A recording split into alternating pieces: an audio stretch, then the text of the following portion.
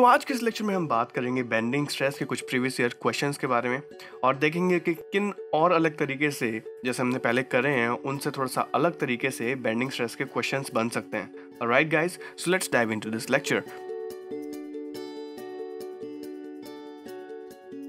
तो जो हमारा पहला क्वेश्चन है वो है ये क्वेश्चन आया हुआ है 2006 में आईईएस में। ये कहता है match list 1 with list 2 and select the correct answer using the code given below the list. तो लिस्ट 1 में कुछ डायग्राम्स आपको गिवन है स्टेट ऑफ स्ट्रेसेस के और लिस्ट 2 में है काइंड ऑफ लोडिंग। तो ए में आपको कुछ डायग्राम्स हैं और बी में तो हम काइंड ऑफ लोडिंग से पढ़ते हैं और उस हिसाब से देखेंगे कि किस तरह से उसकी स्टेट ऑफ स्ट्रेस हो सकती है। तो सबसे पहला है कि combined bending and torsion of circular shaft.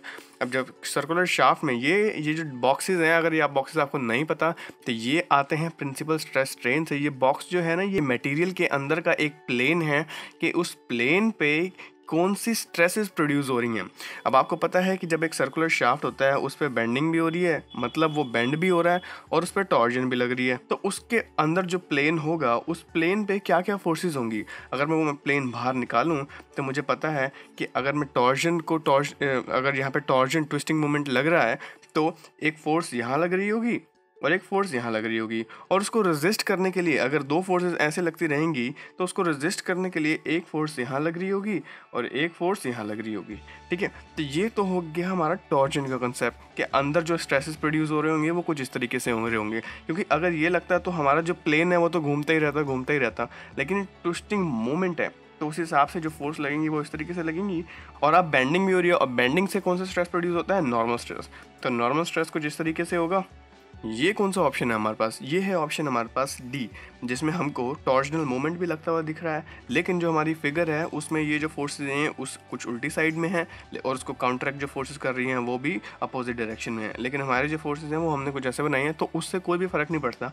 ये ना चीज़ें बस आपको साइन कन्वेंशन, मतलब ये ना आपको बस एक साइन कन्वेंशन की प्रॉब्लम रहती है इसमें कि अगर आपने ये ले लिया तो आप साइन कन्वेंशन पॉजिटिव ले सकते हो, अगर उन्होंने वो ले लिया तो वो साइन कन्वेंशन पॉजिटिव ले सकते हैं। तो ऐसी कोई भी बात नहीं है, अगर आपकी फोर्सेस सिमिलर हैं उस फोर्सेस से तो आपका जो आंसर है वो बिल्कुल ठीक है। तो डी को मिला देते हैं हम 1 से। ठीक है, अब बात करते हैं टॉर्जन एंड सर्कुलर शाफ्ट। अब जब सिर्फ टॉर्जन होगी और बेंडिंग नहीं होगी तो मतलब ये नॉर्मल स्ट्रेस नहीं होगा, तो सिर्फ टॉर्जन लगेगी और सिर्फ ये शेयर फोर्सेस, तो सिर्फ इसमें शेयर स्ट्रेस प्रोड्यूस होगा। अब शेयर स्ट्रेस प्रोड्यूस होगा तो ये कौन सा ऑप्शन है हमारे पास, ए में सिर्फ शेयर स्ट्रेस प्रोड्यूस हो रहा है, तो 2 को मिला देते हैं ए से। उसके बाद है thin cylinder subjected to internal pressure. जब थिन सिलेंडर की हम बात करेंगे आगे आने वाले समय में तो जो थिन सिलेंडर है वो कुछ इस तरीके से दिखेगा आपको। थिन सिलेंडर का ये ना हाफ पार्ट है। इसके किसी प्लेन में अगर मैं कोई प्लेन ले लूँ तो जो थिन सिलेंडर है अगर इसके अंदर प्रेशर लग रहा है सब्जेक्टेड टू इंटरनल प्रेशर, तो प्रेशर लगेगा तो इसकी डायमेंशंस बढ़ेंगी। ठीक है, थिन सिलेंडर है तो थिकनेस तो उतनी ही रहेगी। थिन सिलेंडर के अंदर हम उसकी जो थिकनेस है वो बहुत ही कम होती है और उस पर इतना जो है स्ट्रेन नहीं होता जितना इसकी बाकी वाली साइड्स पे होता है। तो अब जब ये इस पर इंटरनल प्रेशर लगेगा तो इसका डायमीटर बढ़ेगा तो उसमें जो स्ट्रेस है वो कुछ इस डायरेक्शन में लगेगा। ठीक है, अब जब स्ट्रेस कुछ इस डायरेक्शन में लगेगा और तो इसकी लेंथ बढ़ेगी तो ये पीछे की तरफ बढ़ेगा, और अगर ये प्लेन कुछ इस तरीके से है तो इसकी जो पीछे वाली साइड्स हैं उसमें भी बढ़ेगा। तो इसको प्लेन को मैं बाहर निकाल दूँ, बाहर निकाल के मैं आपको दिखाऊं तो ये प्लेन कुछ इस तरीके से लगेगा। ये होगा इसकी लॉन्गिट्यूडनल वाली साइड, सॉरी ये इधर आएगा, ये होगी इसकी लॉन्गिट्यूडनल वाली साइड, तो ये हो गई इसकी सर्कमफेरेंशियल वाली साइड। ठीक है, तो ये हो गया इसका सर्कमफेरेंशियल स्ट्रेस और ये हो गया इसका लॉन्गिट्यूडनल स्ट्रेस। तो हम इसको मिला सकते हैं सी से, मतलब सी को 3 से, राइट। और बचा हमारे पास क्या, फोर्थ कहता है tie bar subjected to tensile force. अब कोई भी बार है, टाई बार है तो उसको फोर्स लग रही है टेंसाइल, तो उसके अंदर स्ट्रेस कैसा प्रोड्यूस होगा, सिर्फ सिंपल सा ये टेंसाइल फोर्सेस लगेंगी। तो ये कौन सा ऑप्शन है हमारे पास, बी, फोर्थ का बी। तो जो ऑप्शन आ रहा है हमारे पास ए के साथ 2, बी के साथ 4, सी के साथ 3 और डी के साथ 1, ये है ऑप्शन हमारा C is the correct option. बढ़ते हैं नेक्स्ट क्वेश्चन की तरफ। ये कहता है a rotating shaft carrying a unidirectional transverse load is subjected to. Unidirectional transverse load, देखो ट्रांसवर्स लोड वो होता है जो बीम की लॉन्गिट्यूडनल एक्सिस के परपेंडिकुलर लगता है। तो अगर हमारे पास कोई भी रोटेटिंग शाफ्ट है ये शाफ्ट है और उस पर कोई भी ट्रांसवर्स लोड लग रहा है, फॉर एग्जांपल यही लोड लग रहा है, मैं कुछ भी मान लेता हूँ उसको, यूडीएल मान लो, यूवीएल मान लो, जो आपका इच्छा करे, लेकिन मैं ट्रांसवर्स लोड बोला हुआ और कोई कंडीशन नहीं दी हुई, इसका मतलब ये कुछ हमसे कुछ ज़्यादा कॉम्प्लिकेटेड नहीं पूछेगा, ये कुछ सिंपल सी चीज़ ही पूछेगा जिसमें बस इस लोड का कुछ एक थोड़ा सा पार्ट यूज़ हो रहा होगा। तो ये कहता है कि rotating shaft carrying a unidirectional transverse load is subjected to variable bending stress, variable shear stress, constant bending stress, ये कांस्टेंट शियर स्ट्रेस। देखो अब आपसे थोड़ा सा यहाँ पे ये कॉम्प्लिकेटेड हो जाएगा। अब हमें पता है कि जब हम बेंडिंग स्ट्रेस का डायग्राम बनाते हैं तो बेंडिंग स्ट्रेस का जो डायग्राम आता है वो आता है वेरिएबल, और ये मैक्सिमम होता है टॉप फाइबर पे और मिनिमम होता है न्यूट्रल एक्सिस पे और मैक्सिमम होता है फिर बॉटम फाइबर पे, मतलब आउटर फाइबर से मैक्सिमम होता है। तो बच्चा जो होगा, तो बंदा जो होगा वो देख के बोल देगा भैया ये तो वेरिएबल है, तो ये वेरिएबल बेंडिंग स्ट्रेस पे मैं टिक कर देता हूँ, भाई ये तो हो गया बिल्कुल ठीक। दूसरी बात, अगर इसी का हम शियर स्ट्रेस डायग्राम बनाएं तो एक सर्कुलर क्रॉस सेक्शन का जो शियर स्ट्रेस डायग्राम होता है वो कुछ इस तरीके से होता है। जो मैक्सिमम शियर स्ट्रेस होता है वो सेंटर में होता है at a distance of 4/3 of tau AVG, 4/3 of tau average. जो इसका एवरेज शियर स्ट्रेस होगा इस सेक्शन पे, उसके 4/3 का जो होता है, उसका 4/3 पार्ट जो होता है वो मैक्सिमम होता है, वो होता है उसकी न्यूट्रल एक्सिस पे। अब तो मैं इसको भी देख के कह सकता हूँ ये भी वेरिएबल है, राइट? तो ये भी वेरिएबल है, तो इसमें कौन सा ऑप्शन है हमारा? वेरिएबल शियर स्ट्रेस का बी ऑप्शन है। अब ये दोनों ठीक हैं, तो सी जो है वो कहता है कांस्टेंट बेंडिंग स्ट्रेस। अब कांस्टेंट बेंडिंग, अगर मैं डायग्राम से चलूँ, जब मेरे पास दो ऑप्शन सही हो जाते हैं तो इसका मतलब ये जो थ्योरी हम अप्लाई कर रहे हैं ये थ्योरी यहाँ पे वैलिड नहीं है।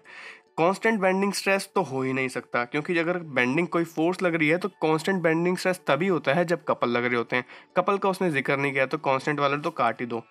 उसके बाद कांस्टेंट शियर स्ट्रेस तो बिल्कुल भी नहीं हो सकता। जब शियर स्ट्रेस की बात हो रही है तो मतलब प्लेन के अलॉन्ग जो फोर्स हो रही होगी, प्लेन के अलॉन्ग फोर्स फाइंड आउट करने का यही तरीका है।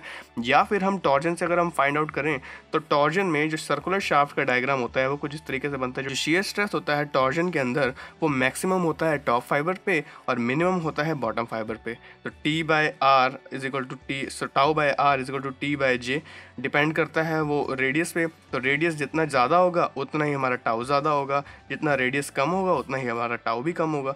तो ये भी वेरिएबल हो गया। तो कांस्टेंट बेंडिंग को तो कांस्टेंट शियर स्ट्रेस भी मतलब ना इस केस से सही है ना इस केस से सही है। तो अब कौन से ऑप्शन हैं, मतलब ये तो बिल्कुल ही गलत है, कांस्टेंट वाला शियर स्ट्रेस तो बिल्कुल ही गलत है, तो ये ऑप्शन भी गलत हो गया। अब मेरे पास ना सिर्फ दो ऑप्शन बचे हैं ऊपर वाले, variable bending stress and variable shear stress. अब इनमें से कौन सा ठीक होगा? ये बात कर रहा है कि rotating shaft carrying a unidirectional transverse load. यूनिडायरेक्शन का मतलब एक ही डायरेक्शन में लग रहा है फोर्स, और वो ट्रांसवर्स लोड लग रहा है जो इस तरीके का कोई लोड है जो मैंने एज्यूम कर लिया अभी फिलहाल इस क्वेश्चन के लिए। अब मुझे पता है जैसे ही मेरी बीम पे या शाफ्ट पे या किसी भी सेक्शन पे लोड लगता है तो मेरे को एक वेरिएबल बेंडिंग मोमेंट मिलता है। चाहे वो हम पॉइंट लोड की बात करें तो मेरे पास एक ट्रायंगुलर लोड मिलेगा, तो मेरे पास एक ट्रायंगुलर डायग्राम आएगा। जब हम यूडीएल की बात करेंगे तब मेरे पास एक पैराबोलिक डायग्राम आएगा। जब हम यूवीएल की बात करेंगे, जब हमारे पास यूनिफॉर्मली वेरिंग लोड लगेगा, तब मेरे पास एक ऐसा बेंडिंग मोमेंट डायग्राम आएगा जो क्यूबिक पैराबोला के कर्व को फॉलो करेगा।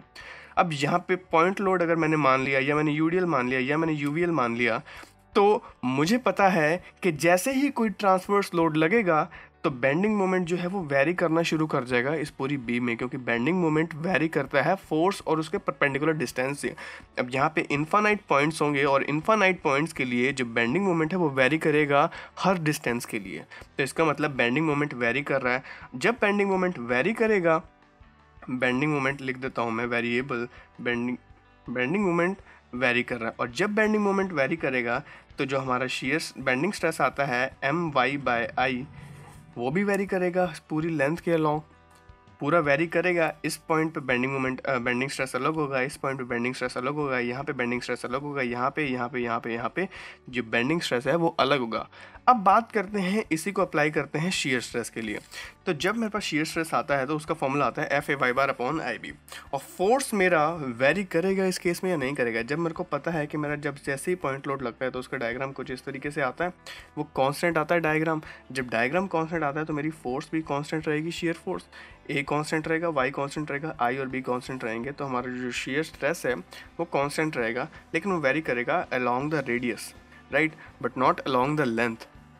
और लेंथ के अलोंग वेरी कर भी सकता है, ऐसी बात नहीं है। वो वेरी तब करेगा जब इसमें यूडीएल लग जाएगा, ठीक है ना, जब वेरी करेगा जब इसमें यूडीएल लग जाएगा। लेकिन जब इसमें यूडीएल लग जाएगा तब हम उसको यूनिडायरेक्शनल ट्रांसवर्स लोड कह सकते हैं, लेकिन उसको यूनिडायरेक्शनल ट्रांसवर्स यूनिफॉर्मली लोड कहेंगे, उसको नॉर्मल लोड नहीं कहेंगे। इसको मेंशन करना पड़ेगा कि ये यूनिफॉर्मली लोड होगा, ऑलराइट, क्योंकि इसने बोला है यूनिडायरेक्शनल ट्रांसवर्स लोड। तो इसी वजह से ये केस तो पक्का पक्का है कि बेंडिंग मोमेंट हर केस में वेरी करेगा, लेकिन शियर फोर्स जो है वो इस केस में कांस्टेंट रहता है, ठीक है। तो मैं ये मान सकता हूँ कि कांस्टेंट, क्योंकि ओवरऑल हम चीज़ों को देखते हैं तो कांस्टेंट शियर स्ट्रेस वाला ऑप्शन गलत है और वेरिएबल शियर स्ट्रेस वाला भी गलत है, क्योंकि जो शियर स्ट्रेस रहेगा वो कांस्टेंट रहेगा। ऑलराइट, बढ़ते हैं हमारे नेक्स्ट क्वेश्चन की तरफ और ये क्वेश्चन कहता है